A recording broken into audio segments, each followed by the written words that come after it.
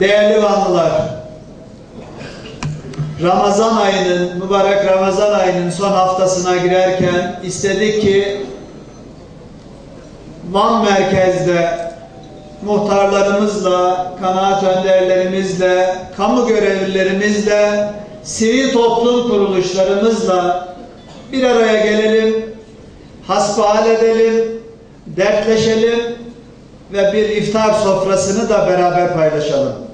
Değerli Vanlılar, değerli hemşehrilerim,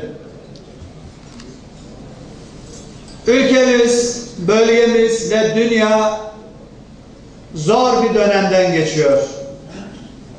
Etrafımıza baktığımızda özellikle İslam coğrafyasında, Orta Doğu'da mübarek Ramazan ayına rağmen kan ve gözyaşının oluk oluk aktığını görüyoruz.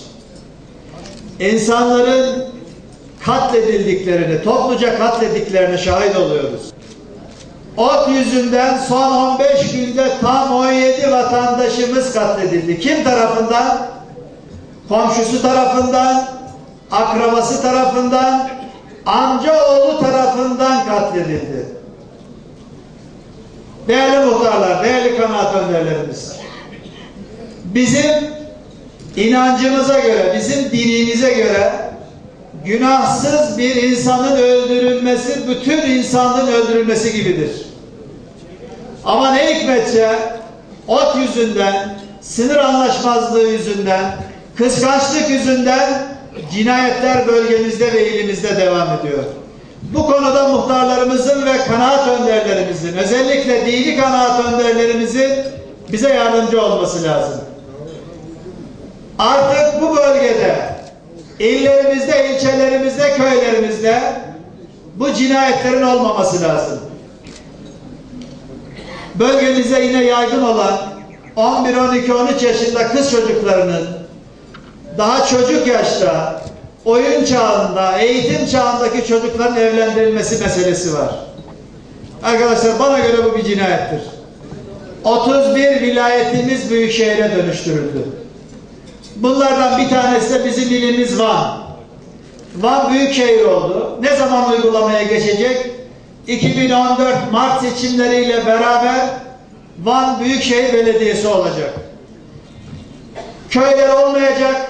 Köylerimizin tamamı mahalle olacak. Belde belediyelerimiz olmayacak. Beldeler de mahalleye dönüşecek. 13 tane ilçe belediyesi ve onların üzerinde de bir büyükşehir belediyesiyle Van'ın tamamı yönetilecek ve idare edilecek. Suyu akmadığında kaymakama, valiye gelmeyecek, kime gidecek? İlçe belediye başkanına ve büyükşehir belediyesinin su kanal idaresine gidecek. Bakınız değerli hemşehrilerim, 5 yılına girdi Van Belediyesi. Bu 5 yıllık süreç zarfında Allah aşkına bu ilde kaç tane yeni park yapıldı? Bu ilde yeni kaç tane yol açıldı? Bu ilde ne kadar altyapı tamamlandı? Ne kadar üst yapı tamamlandı? Bu Ramazan ayı boyunca, bu aziz Ramazan'da Vanlı hemşerilerimizi susuzlukla imtihan ediyorlar. Van'ı Kerbela'ya çevirdiler. Hiçbir çabada sarf etmiyorlar. İşte ne yapılıyor? AFAD tarafından tankerlerle su taşınmak suretiyle bu su ihtiyacı karşılanmaya, giderilmeye çalışılıyor. Böyle bir şey olamaz.